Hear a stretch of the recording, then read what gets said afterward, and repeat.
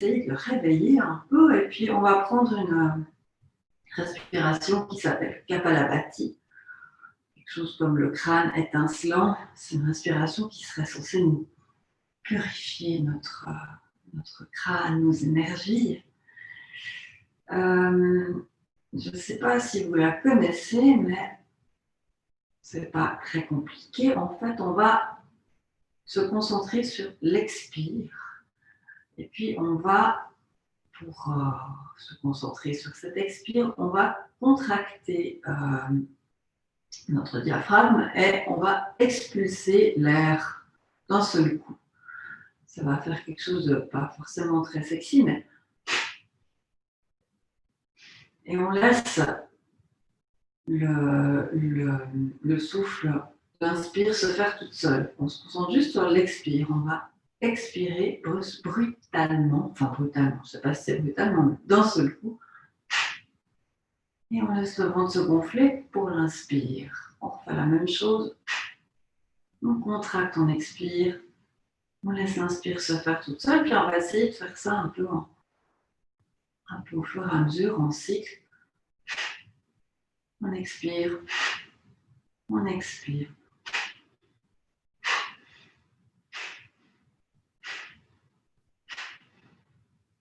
Et puis, on peut relâcher ça, quelques souffles. Puis après, on peut essayer d'accélérer un peu.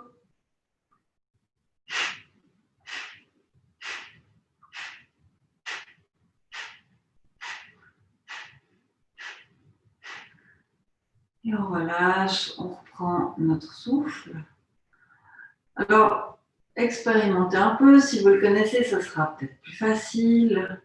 Si vous ne le connaissez pas, ça sera moins, mais c'est toujours des trucs à tester. Essayez de voir si vous arrivez à faire peut-être un cycle d'une trentaine, ou si c'est facile, aller jusqu'à 50, 100. Je vous laisse quelques instants pour expérimenter ça. Donc l'idée, c'est vraiment de contracter cet espace entre les côtes flottantes, contracter le diaphragme.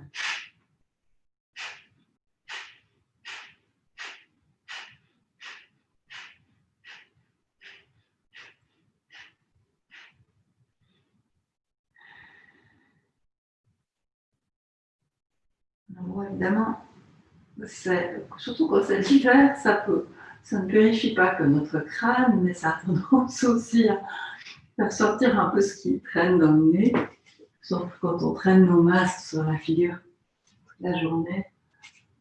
Donc, regardez comment ça va.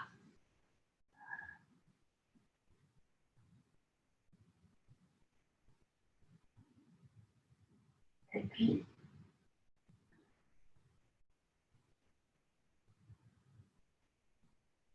quand vous arriveriez au bout de votre cycle,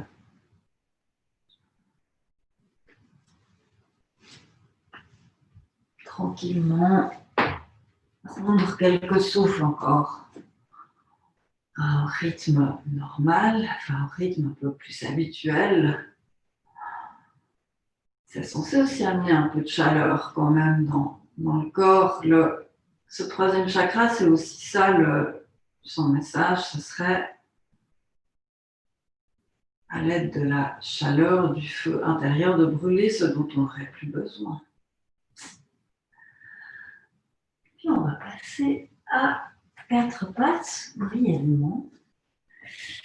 Et puis depuis ce quatre pattes, on va écarter les mains à la largeur du tapis et venir trouver un chiot. On peut écarter aussi les genoux à la largeur du tapis.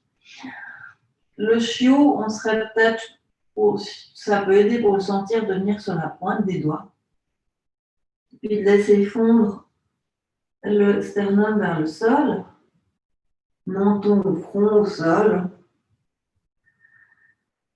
Expirer, trouver de la longueur et puis voir si, en gardant un peu de conscience dans ce troisième chakra, dans cet espace entre les côtes flottantes, si on garde un peu de conscience là-dedans, est-ce qu'on arrivera à ne pas s'effondrer, puis plutôt à écarter un peu nos omoplates. À l'expire. À l'inspire, trouvez un peu plus de contact avec le sol. Repoussez un peu le sol avec les mains. Donc, le bout des doigts. Laissez fondre cet espace entre les côtes vers le sol. Laissez fondre le sternum vers le sol. Trouvez un peu d'espace entre les omoplates qui s'écarteraient l'une de l'autre. Est-ce qu'on pourrait peut-être aussi donner un petit peu de place à notre nuque, toujours en repoussant le sol avec les mains, mais en éloignant aussi les épaules des oreilles. À l'expire, on cherche un peu de place. À l'inspire, on s'allonge. Et puis, encore une expire. À la prochaine inspire, vous retrouverez votre quatre pattes. Et puis, vous viendrez glisser la main droite derrière le poignet gauche, amener l'épaule gauche au sol. Et puis, peut-être que la main gauche peut avancer. On a l'épaule droite au sol, je vous ai dit n'importe quoi. Tout va bien. Peut-être que les pieds, si on a envie d'avoir un petit peu plus d'extension du dos, peut-être que les pieds ils peuvent aller un peu plus vers le côté gauche aussi. Et puis notre bras gauche, il pourrait venir, disons l'arrière de la main pourrait venir se poser sur le sacrum. On continue toujours de pousser à notre épaule droite en sol. Trouver un peu de longueur dans le dos, puis est-ce qu'on arriverait à trouver un peu d'ouverture vers le côté, un peu de torsion? Chercher un peu de longueur à l'inspire. À l'expire, un peu de torsion, d'ouverture de cœur. Si on en a envie, on peut laisser le bras, et si c'est dispo, toujours, le bras peut s'ouvrir vers le ciel, mais uniquement si ça peut vous aider à trouver toujours un peu plus de longueur. Si ça vous bloque, vous avez l'impression que vous avez l'épaule qui est en souffrance, il vaut mieux garder la main posée sur le sacrum.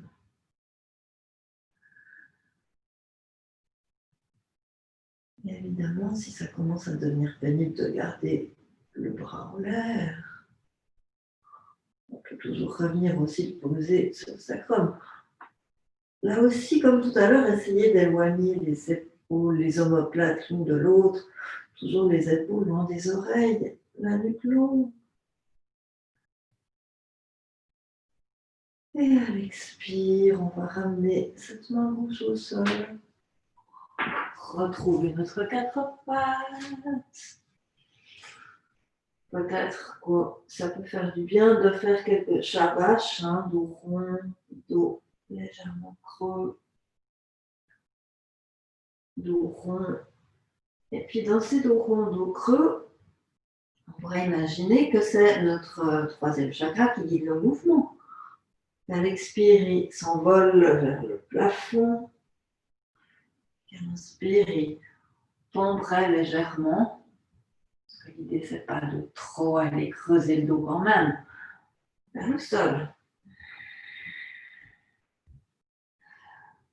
On va retrouver un dos neutre et puis laisser filer cette fois notre main gauche derrière la main droite.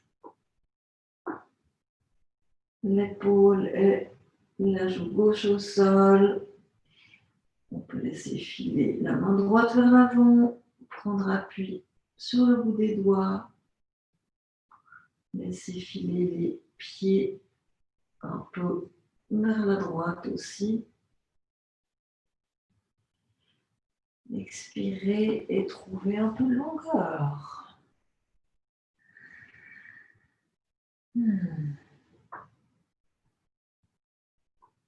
Puis quand on sent que c'est le moment, qu'on a trouvé suffisamment de longueur dans le dos pour partir dans une légère torsion, pour venir amener le dos de la main droite sur le sacrum.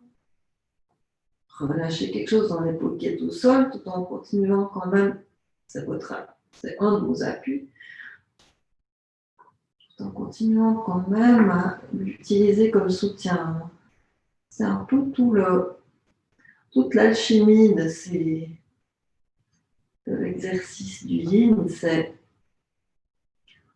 trouver la bonne dose d'effort et de relâchement. Bon, c'est un peu dans tout le yoga comme ça, mais là, on le ressent peut-être plus fort parce qu'on les tient plus longtemps. Si vous avez ouvert le bras vers le ciel de l'autre côté, vous pouvez tenter l'aventure du bras qui s'envole vers le ciel de ce côté aussi. Et puis, amenez votre souffle dans cet espace entre les côtes flottantes. Trouvez peut-être un tout petit peu plus d'ouverture. Et à l'expire, la main revient sur le sacrum. On retrouve en quatre pattes. Et puis, on va tranquillement venir trouver un premier chien tête en bas. Alors, allez-y doucement, peut-être monter sur l'extrême pointe des pieds, le ventre sur les cuisses dans un premier temps. Trouvez le sol avec vos mains. Appuyez bien dans le sol avec les doigts. Et puis, petit à petit, on envoie évidemment les biceps vers l'avant, l'espace entre le pouce et l'index bien collé au sol. Et puis, quand ce sera le moment, on pourra voir si on arrive à allonger les jambes. Et puis, une fois qu'on a allongé les jambes, voir si les talons seraient d'accord de filer un peu plus vers le sol. Allez-y tranquillement, sympa avec votre corps. N'oubliez pas que si vous coincez quelque chose, je ne peux pas venir vous décoincer. Et puis, peut-être laisser la nuque un peu tourner, tomber, relâcher. Et à la prochaine inspire, on va partir en planche, mais en utilisant comme si cette planche, on la démarrait depuis cet espace du troisième chakra. Ça formera une sorte de vague. On allonge, sommet du crâne vers l'avant, coccyx vers l'arrière. Le corps serait sur une ligne, dans l'idéal. Alors, il faudrait activer cet espace derrière le nombril, bien sûr.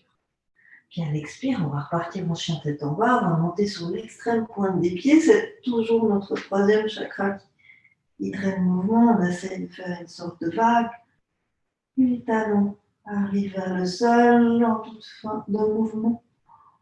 On va encore faire ça 2 fois. Allez-y peut-être un peu à votre rythme. Inspire, on arrondit le dos. On envoie le troisième chakra vers le plafond. On trouve notre planche. Et à l'expire, on repart. Sommet des pointes de pied. Et puis, on renvoie les talons vers le sol. Et une dernière fois, on arrondit cet espace entre les omoplates. On trouve une planche. Et expire. Chien tête en bas.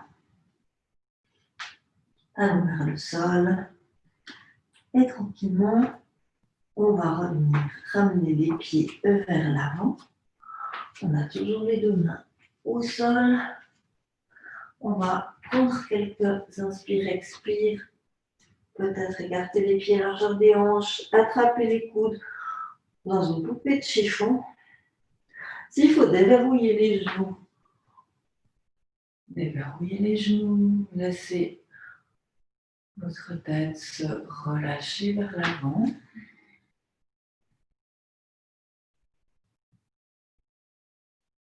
Histoire de relâcher vraiment vos épaules, vous pouvez les laisser monter exagérément vers les oreilles. Et puis après, oups, peut-être les rééloigner ou rééloigner la nuque des oreilles dans le sens qui vous va. Et puis, prochaine inspire, on va dérouler le dos. Venir amener la jambe droite devant la gauche. On va, les deux pieds resteraient au sol, on va amener les mains vers le plafond, le poignet droit attrape le gauche, les hanches filent vers la gauche. Bananasana, je crois que ça s'appelle comme ça. Posture de la banane. Et à l'expire, on essaye de trouver un peu de longueur sur les deux côtés. On va éloigner les épaules des oreilles, laisser fondre la pointe des omoplates vers le sol. Essayez de repasser notre nuque, de lui enlever tous les petits plis qu'on pourrait avoir. On a encore 3 souffles ici. Que devient votre espace entre les côtes flottantes? Que devient votre troisième chakra? Est-ce qu'on arrive à respirer là-dedans et qu'est-ce que ça change? Je pense que ces chakras, c'est vraiment une invitation à faire preuve d'un peu de curiosité, puis amener notre attention dans des espaces où on n'aurait pas forcément l'idée d'y mettre.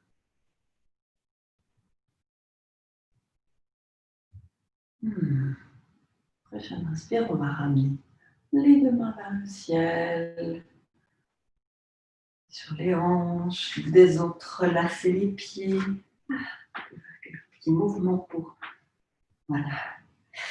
Et puis, on va faire notre banane de l'autre côté, donc le pied droit partira devant le gauche, les deux bras vers le ciel, la main gauche attraperait le poignet droit, et puis on filerait vers le côté droit, on essaierait de trouver un petit peu de longueur, toujours en gardant un peu de conscience dans cet espace entre les basses côtes.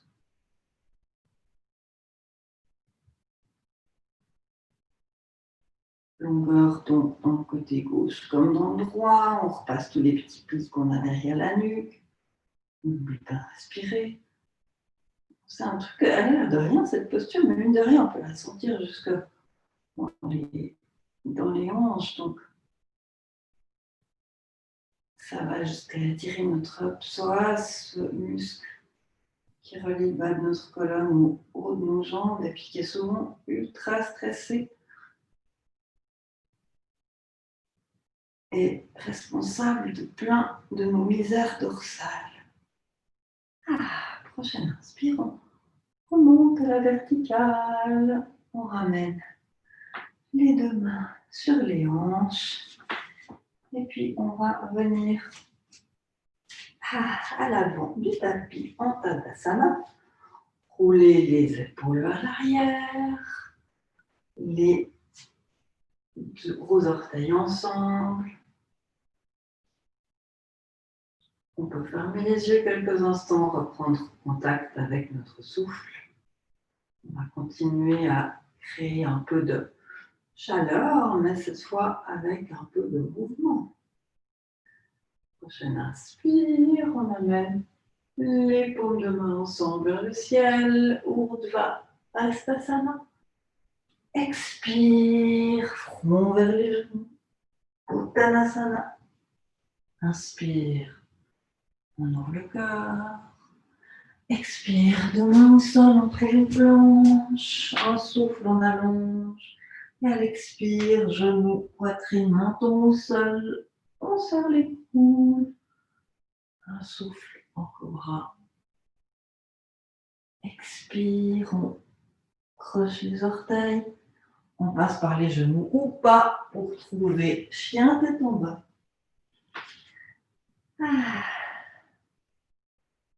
On va prendre 5 souffles dans ce chien tête en bas. Peut-être qu'on peut se dire qu'on va laisser la posture nous trouver et puis allonger un peu les expires. Voir si on pourrait profiter de cette pause pour relâcher quelque chose dans le ventre. Pourquoi pas même dans cet espace entre les côtes flottantes. Éloigner les épaules des oreilles, relâcher quelque chose entre les omoplates. Laisser s'éloigner l'une de l'autre. Effacer ces petits plis qu'on aurait dans la nuque. Et puis, prochaine inspire, on marche ou on saute vers l'avant. Ouvre le corps. À l'expire, front vers les genoux. Et on déroule le dos. Et on repart pour une deuxième salutation. Urdhva Hastasana, paume de main ensemble. Expire, front vers les genoux. Uttanasana. On inspire, on ouvre le cœur. Ardha, gardez les genoux pliés si nécessaire, devant au sol. On trouve une planche. Et à l'expire, genoux, poitrine, menton au sol.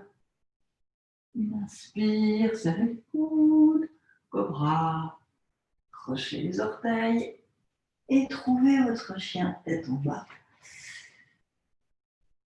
Ou laissez-le vous trouver. C'est toujours le truc. Et à la prochaine inspire, on va soulever la jambe droite, l'amener dans la diagonale. À l'expire, on va venir toucher le nez avec le genou. Puis quand on aura trouvé notre nez, on pourra poser la jambe entre les mains. Et prochaine expire, soulevez le buste. Anjaneyasana. Si c'est pénible, puisqu'on va garder ça quand même 3 souffles, on peut toujours reposer le genou arrière au sol. Ça sera aussi valable pour l'autre côté.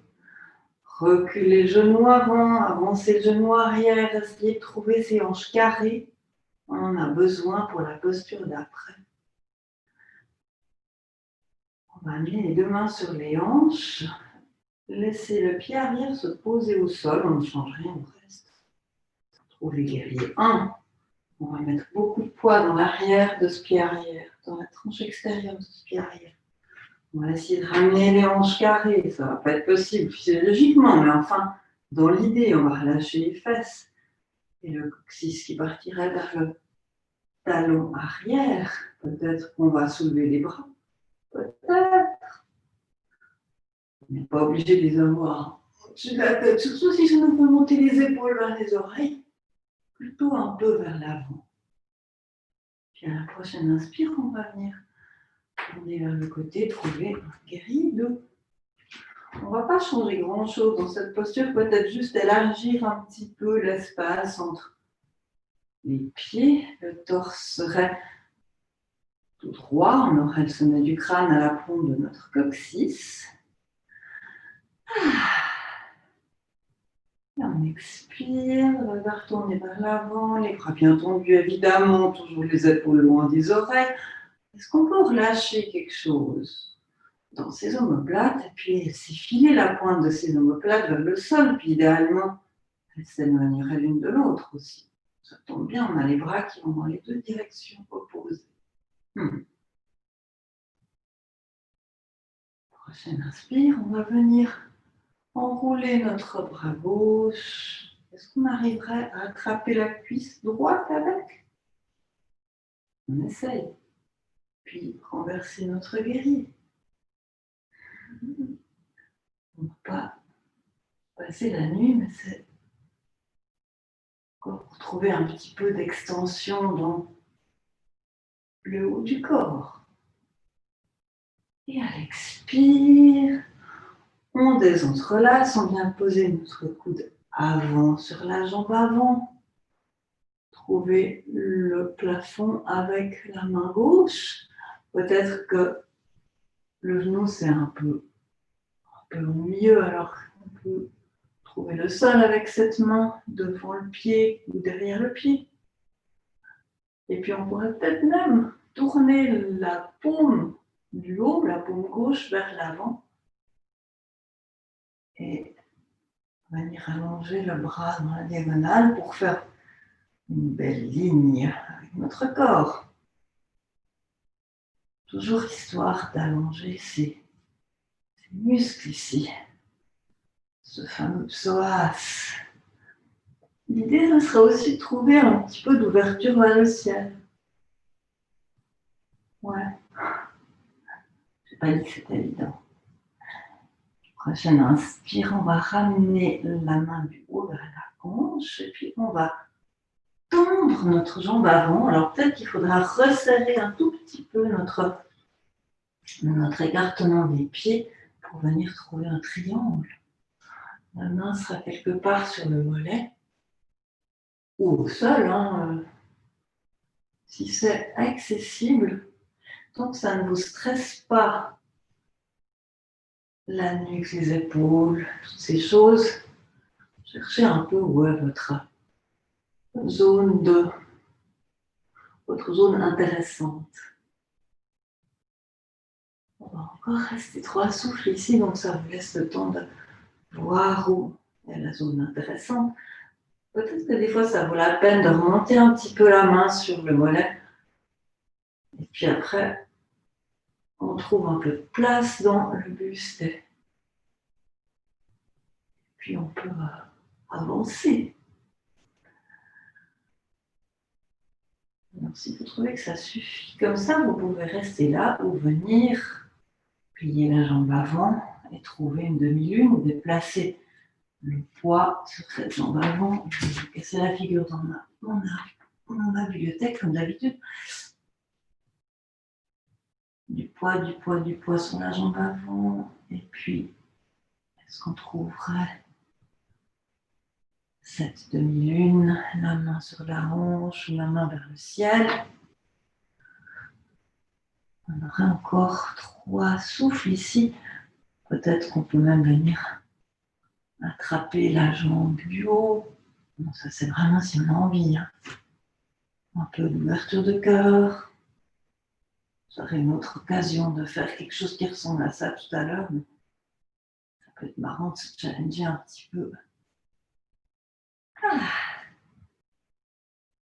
Et puis, à l'expire, si on a attrapé cette jambe, on va la relâcher sans fouetter, plier la jambe avant et venir retrouver un guerrier 2.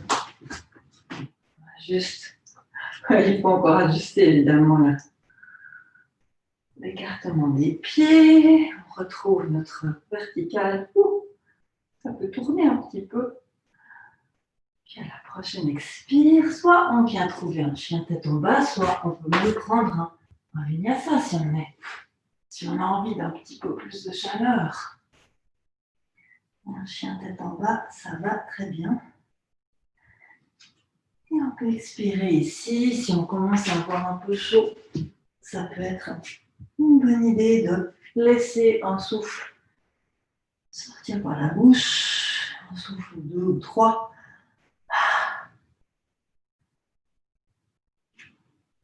Et à la prochaine inspire, on va envoyer notre jambe gauche dans la diagonale. À l'expire, on va venir toucher le bout du nez avec le genou.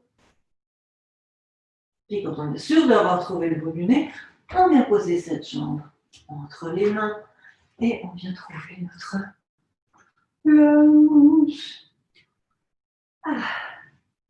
Reculer la jambe avant, avancer la jambe arrière. Ça nous amène les hanches carrées. Maintenant, vous savez où on va. Donc, voilà. Encore 2 souffles ici. Peut-être qu'on peut laisser partir le buste légèrement vers l'arrière si ça fait du bien. Puis à la prochaine expire, on va brièvement amener les mains sur les hanches et puis poser le pied arrière au sol. On appuie bien. On trouve la tranche arrière, la tranche extérieure du pied arrière. Et puis, quand on l'a trouvé, quand on a les hanches le plus carrées possible, Les deux bras vers le ciel, un petit peu vers l'avant aussi. Ça nous fait trop monter les épaules vers les oreilles. C'est pas l'idée. Puis à la prochaine inspire, on viendrait ouvrir les rideaux. Ouvrir les pieds si nécessaire. Donc, en guerrier 2, théoriquement et idéalement, on devrait avoir un angle 45 degrés. Bon, je vous laisse chercher, mais.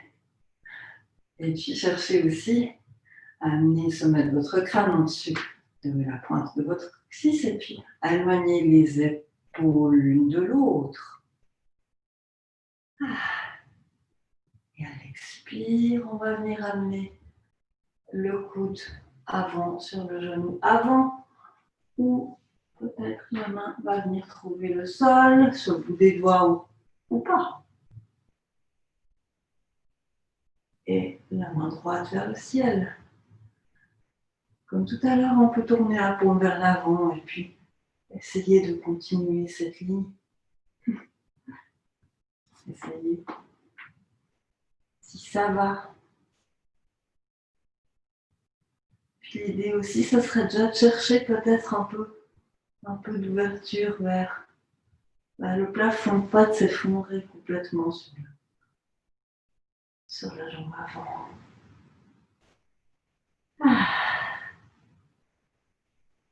Et puis, on va venir resserrer un petit peu notre ouverture, trouver notre triangle.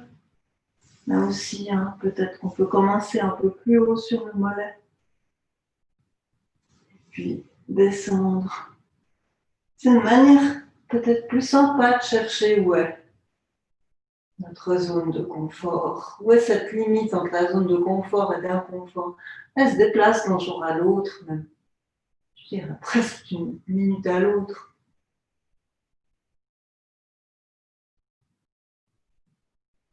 Et à la prochaine expire, on va plier cette jambe avant. Venir déplacer le poids à l'avant, à l'avant, à l'avant, à l'avant. Peut-être faire quelques petits pas et trouver une demi-lune. Si on a attrapé la jambe arrière de l'autre côté, on peut s'embarquer dans la même chose. Après tout, c'est pas bien grave, il y a encore moins de monde que d'habitude qui nous voit. Et ça fait lieu.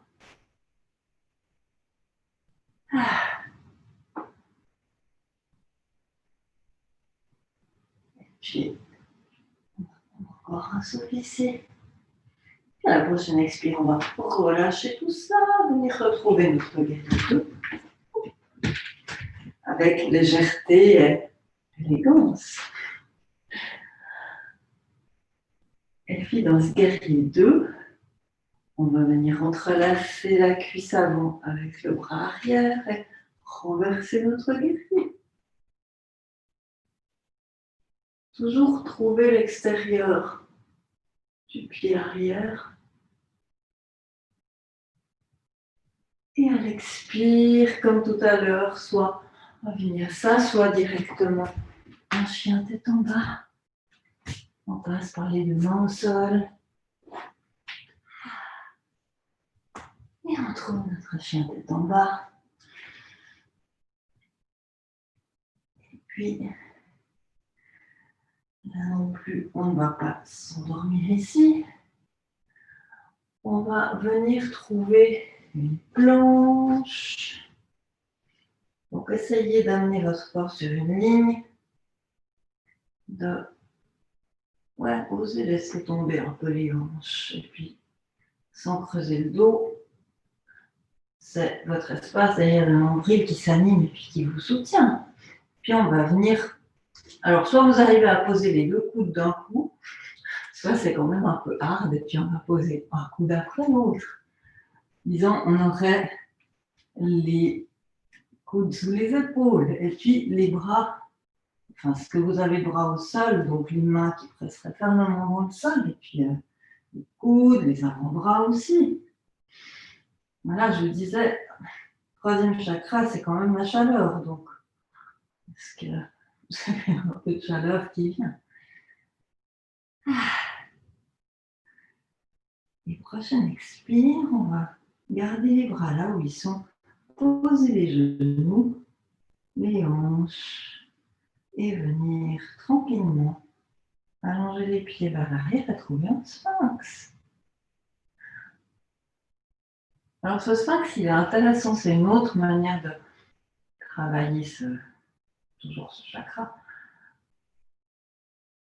On va voir comment on arriverait à relâcher les fesses et puis à engager tout cet espace entre le nombril et les côtes flottantes, à le coller vers la colonne. Est-ce que ça aiderait peut-être, en lâchant les fesses toujours, à créer de l'espace dans le bas du dos? Puis comment est-ce qu'on pourrait, avec cet espace tout à coup, dans le bas du dos, ça pourrait nous aider peut-être à lâcher quelque chose dans les épaules aussi. N'oublie pas de respirer, on essaye d'allonger notre nuque. Essayez d'explorer un peu ce rentrée du troisième chakra dans la colonne. En parallèle avec allongement de l'arrière de la nuque, la pointe des omoplates qui fondrait vers le tapis.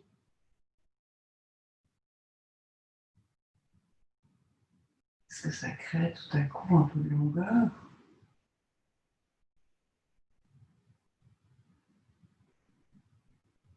Et à la prochaine expire, on va venir reposer le front au sol. Vous pouvez faire un petit coussin avec vos deux mains ou avec les poings, suivant ce qui est plus agréable. Peut-être bougeoter les hanches au sol, si ça fait du bien.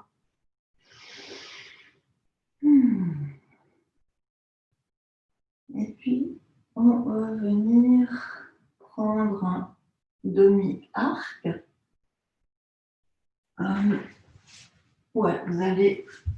On va peut-être le reprendre depuis un sphinx. Donc, on va remonter en sphinx. On va tourner notre bras droit dans la diagonale. On va amener la main droite du côté de la gauche. On va flexer le pied et amener le pied vers la face. Là. Et puis, on peut venir ensuite trouver notre pied avec une main, celle qui est du bon côté, disons la gauche, à l'intérieur ou à l'extérieur. Alors, à vous de voir ce que votre épaule préfère. Si on a envie d'essayer de tirer un peu notre jambe, c'est plus facile d'avoir la main à l'extérieur, mais il faut regarder ce qui marche. Et puis, en poussant le pied vers l'arrière, est-ce qu'on arrive à ouvrir un petit peu quelque chose en plus dans cette épaule? Décontractez votre nuque, si c'est possible. Encore 3 souffles ici. Évidemment, si vous avez une douleur dans le dos, on relâche. Pas pour se faire du mal. Prochaine expire, justement, on va relâcher tranquillement tout ça et puis revenir prendre quelques souffles, le front sur les mains. On a un deuxième côté. Et oui.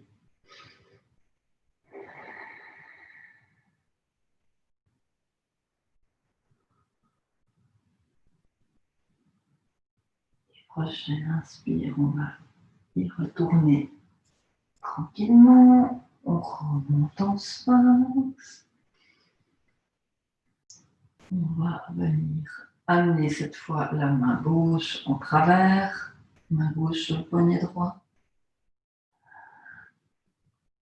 on renvoie notre espace au-dessus du nombril contre la colonne, on relâche les fesses et puis cette fois ça va être la cheville droite qui se flexe et puis on va venir attraper cette cheville droite par l'extérieur ou par l'intérieur si c'est plus agréable et puis on va envoyer ce pied vers l'arrière puis voir ce que ça ouvre. Alors si ça nous ouvre beaucoup et puis qu'on a envie de monter sur la main, on peut. Si c'est déjà coton comme ça, allez-y tranquillement. On aura encore 3 souffles ici.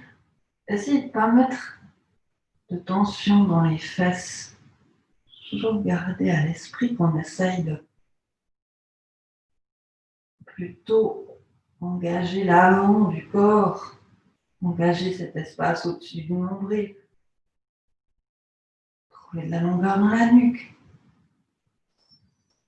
Et à l'expire, on relâche tout ça. Et on va venir poser le front sur les mains. 5 souffles ici.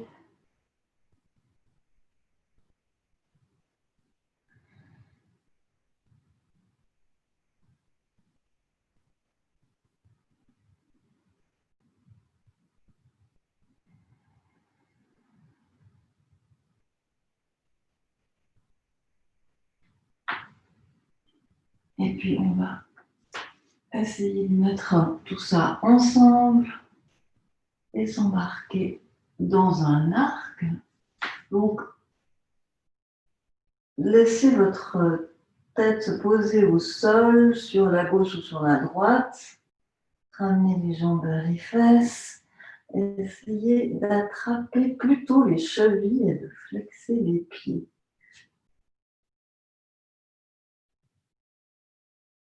Et de relâcher les fesses, bien sûr. On va pousser avec le bassin dans le sol. Est-ce qu'on arrive à envoyer le bassin dans le sol puis à relâcher les fesses? C'est bizarre, mais ça marche. Puis ensuite, on va envoyer les mollets vers l'arrière. Juste les mollets vers l'arrière. Puis c'est ça qui va nous faire décoller le buste. Les pieds se réflexent. Flex, flex, flex, ouais. Mollets vers l'arrière. Puis voilà, on va peut-être pas très loin, mais c'est pas grave. Autant y aller juste. Enfin, juste.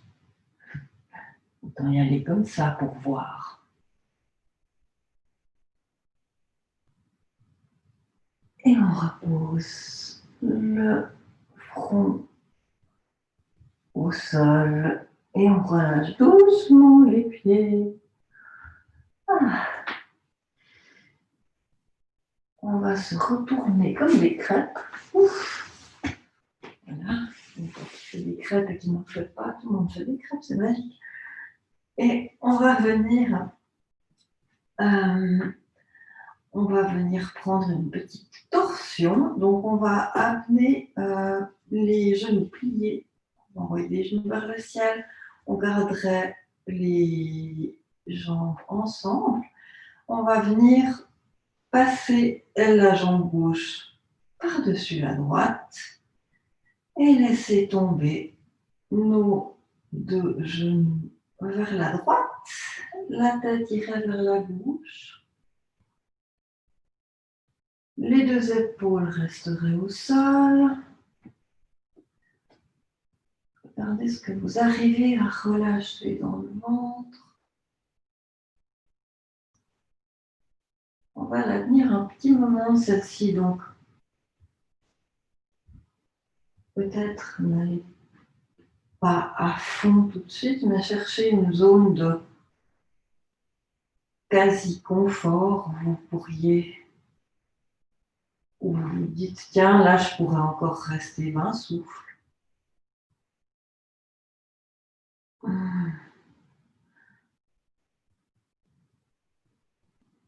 Qu'est-ce qu'on peut relâcher dans le ventre qui nous permettrait de garder les omoplates au sol? Est-ce qu'on pourrait laisser par exemple les basses côtes fondre vers le tapis? C'est une image bien sûr, mais fondre vers la colonne.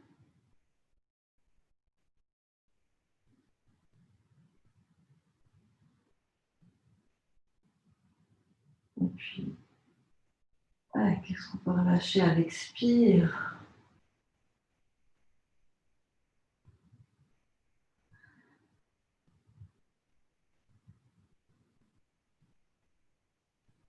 Qu'est-ce qu'on peut relâcher même dans les épaules? La torsion, elle habite tout le corps, donc des fois, il suffit même de lâcher quelque chose dans notre tête, la simple idée qu'on se dit qu'on ne va pas y arriver, que ça ira jamais plus loin.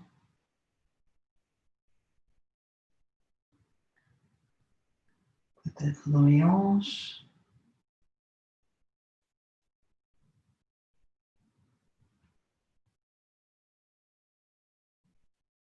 Prochaine inspire, on va très tranquillement remonter les genoux à la verticale.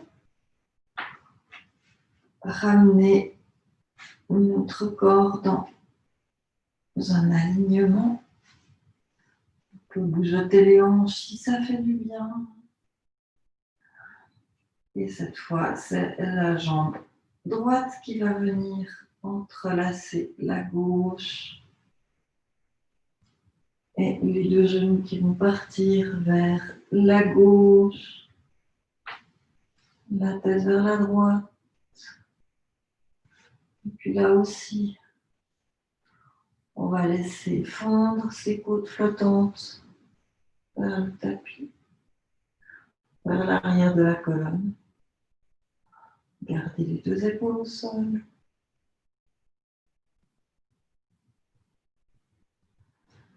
Expirez.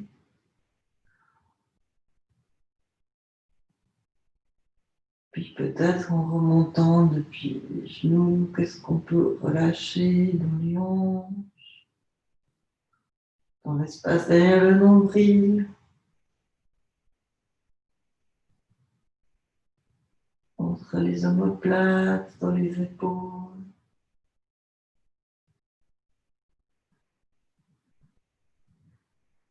Est-ce qu'on pourrait étaler un peu plus à l'arrière de nos épaules dans le sol?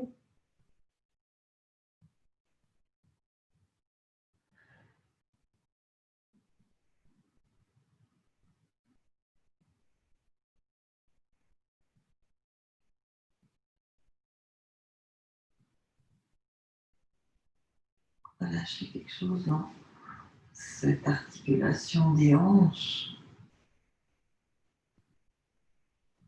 dans ce psoas qui réceptionne toutes nos contrariétés.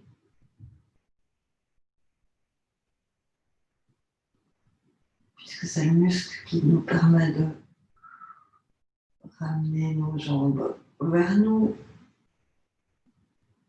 C'est celui qu'on sollicite aussi quand on est assis. Donc, tous ces mouvements qu'on fait qui nous replient vers l'avant, c'est ici que ça se charge. Donc là, c'est une bonne occasion de décharger. Et à la prochaine inspire, on va ramener les deux genoux à la verticale. Et si ça fait du bien, si on en ressent besoin, peut-être on va faire une petite torsion dynamique en gardant les pieds à la largeur du tapis, puis en laissant les genoux faire un mouvement d'essuie-glace.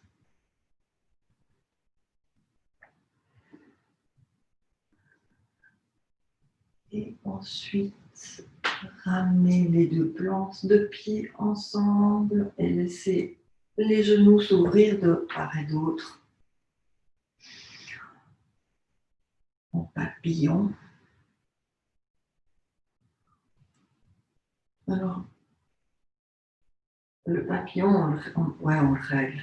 Si on le règle, en remontant plus ou moins les talons vers soi. Donc, regardez où c'est intéressant pour vous. On va quand même le garder 2 minutes. Donc, ce serait quand même l'idée que ce soit à peu près confortable et puis qu'on pourrait profiter de ce papillon pour essayer aussi de relâcher quelque chose dans les épaules en laissant dans un premier temps fondre les basses côtes vers le tapis, vers l'arrière de la colonne et puis en étalant l'arrière des épaules dans le sol. Est-ce qu'on arrive à rouler ses épaules un peu vers l'arrière? Laissez fondre les pointes des omoplates vers les fesses, vers l'avant du tapis.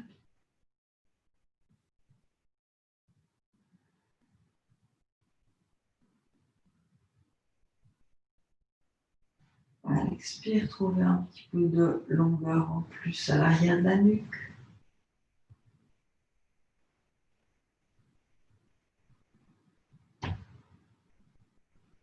À la prochaine expire, adoucir quelque chose dans ses basses côtes. À la suivante, relâchez l'avant des hanches vers l'arrière.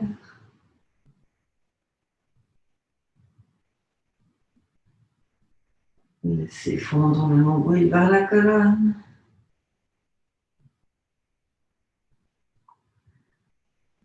Et puis à la prochaine inspire, on s'aiderait des mains pour ramener les 2 genoux ensemble et trouver notre Shavasana. Allongez les jambes. Couvrez-vous si nécessaire les paumes de main vers le ciel.